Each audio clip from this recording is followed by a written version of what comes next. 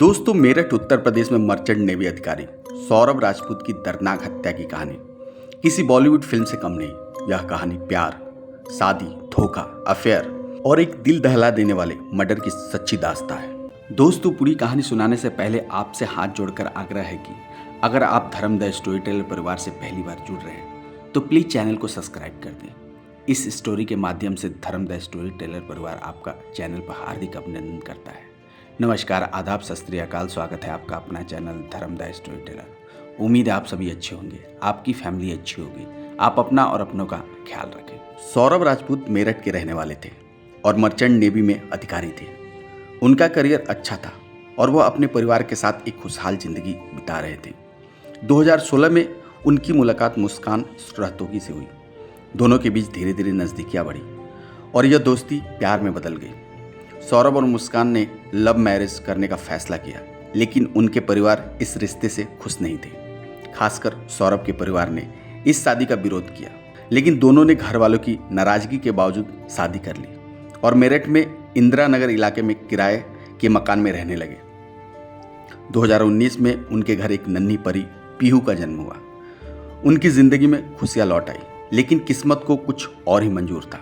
Saurabh merchant navy में थे, इसलिए उन्हें लंबे समय तक विदेश में रहना पड़ता था और वह अपनी ड्यूटी के चलते लंदन चले गए और वहां काम करने लगे।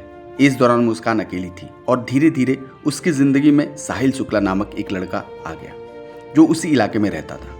साहिल और मुस्कान की मुलाकात पहली दोस्ती में बदली और फिर उनके बीच अवैध संबंध बन गए। दोनों के रिश्ते इतने गहरे हो गए कि मुस्कान ने अपने पति सौरभ को धोखा देने का फैसला कर लिया।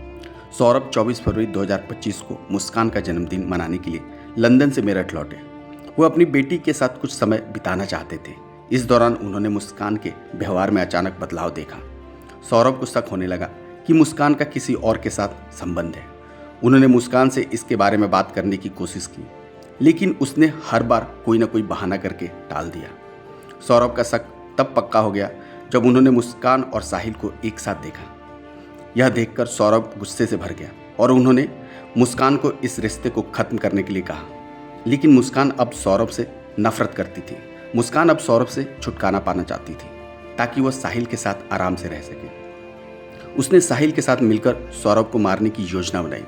4 मार्च 2025 की रात मुस्कान ने सौरभ के खाने में नशीली दवा मिला दी, जिससे वो बेहोश हो गया। जब सौरभ बेहोश हुआ तो मुस्कान ने साहिल को घर में बुलाया। साहिल ने एक चाकू उठाया और सीधे सौरभ के सीने पे घोंप दिया। सौरभ फर्श पे गिर गया।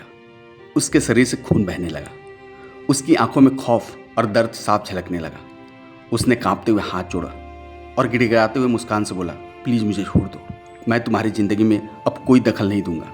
जो करना चाहो करो, मैं तुम्हें कभी परेशान नहीं करूंगा। मैं खुद ही चला जाऊंगा, तुम्हें तलाक दे दूंगा, बस मेरी जान बख्श दो। लेकिन मुस्कान के चेहरे पर कोई दया नहीं थी। उसकी आंखों में नफरत और ठंडा एहसास था। उसने एक बार भी सौरभ की बातों पर ध्यान नहीं दिया। सौरभ की कमजोर आवाज़ कमरे में गूंज रही थी, लेकिन मुस्कान पर कोई असर नहीं हुआ। उसने अपने हाथ में पकड़े चाकू को और कसकर थामा। उसकी आंखों में अब कोई मोह नहीं था। सौरभ की आंखों में आंसू आ गए। उसने फिर से हाथ जोड़ते हुए कहा, प्लीज़ मुस्कान, मेरे ऊपर रहम करो, मैं तुम्हें कुछ नहीं कहूँगा, बस मुझे जाने दो, मैं पीहू के लिए जीना चाहता हूँ। लेकिन मुस्कान नहीं रुकी। उसने चाकू उठाया और लगातार वार करने लगी।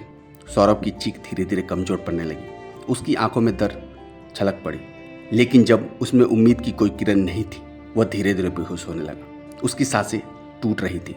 आखिरी बार उसने मुस्कान की ओर देखा, शायद यह सोचते हुए कि जिसे उसने सबसे ज़्यादा प्यार किया था वही उसकी सबसे बड़ी दुश्मन बन गई। नशे में होने के कारण वह ज़्यादा हिल नहीं सका।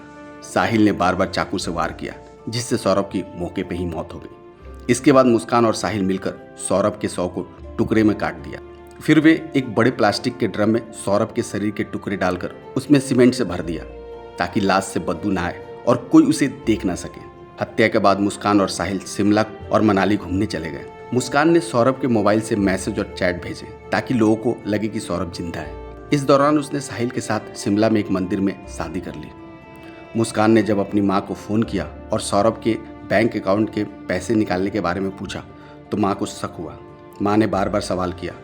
माँ के बार बार सवाल से मुस्कान परेशान हो गई तो मुस्कान ने अपने जुर्म कबूल कर लिया और बताया कि उसने सौरभ को मार दिया है। माँ ने तुरंत पुलिस को इसकी जानकारी दी। जब पुलिस मुस्कान के घर पहुंची तो हर कोना खंगाला, पूरा छान मारा, लेकिन कहीं भी सौरभ के लापता होने का कोई सुराग नहीं मिला। कमरे व्यवस्थित थे, कहीं कोई खून के धब्बे नहीं थे और ना ही किसी के संघर्ष के निशान। लेकिन पुलिस को मुस्कान की बेबाकी और ठंडे रवैया पर शक हुआ। जैसे जैसे पूछताछ आगे बढ़ी, मुस्कान के चेहरे से आत्मविश्वास घटता गया और उसकी आंखों में एक अजीब सी घबराहट उभरने लगी। जब पुलिस ने कड़ाई से पूछताछ की तो मुस्कान का झूठ धीरे धीरे बिखरने लगा। उसके हाव भाव बदलने लगे, पसीने छलकने लगे और आखिरकार वो टूट गई। उसकी जुबान से एक खौफनाक सच बाहर आया। फिर मुस्कान ने बोला, ड्रम में देखिए, वहाँ मिलेगा सब कुछ। पुलिस तुरंत उस भारी ड्रम की ओर बढ़ी जो घर के एक कोने में रखा हुआ था और ऊपर से सीमेंट से भरा हुआ था। पहली नज़र में यह किसी को भी समाने लगे, लेकिन अब यह सबसे बड़ा सबूत बन चुका था। ड्रम को काटा गया और जैसे ही उसका ढक्कन हटाया गया, वहाँ पर नज़ारा दिल दहला देने वाला था। अंदर सौरभ के शरीर के टुकड़े पड़े हुए थे, जिसे सीमेंट से ढककर पूरी तरह दबा दिया गया था ताकि कोई बदबू महसूस ना हो सके। कमरे में मौजूद सभी पुलिसकर्मियों की आंखें हैरानी से फट गई। पुलिस ने तुरंत शव को बाहर निकाला और पोस्टमार्टम के लिए भेज दिया ताकि हत्या के सही समय और तरीके की पुष्टि हो सके।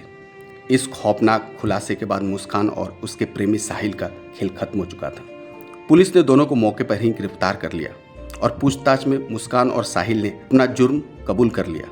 मुस्कान के माता पिता ने भी कहा कि हमारी बेटी को फांसी होनी चाहिए क्योंकि उसने जो किया है वो अक्षम्य है। यह घटना हमें सिखाती है कि रिश्तों में ईमानदारी सबसे ज़रूरी चीज़ होती है। अगर किसी रिश्ते में प्रेम और विश्वास खत्म हो जाए तो उसे सही तरीके से खत्म कर देना चाहिए, ना कि किसी निर्दोष की जान लेनी चाहिए। यह कहानी प्यार, शादी, धोखा और हत्या की एक खौफनाक मिसाल है। सौरभ जो अपनी पत्नी से बेइंतहा प्यार करता था, उसी के हाथों मौत की घाट उतार दिया गया।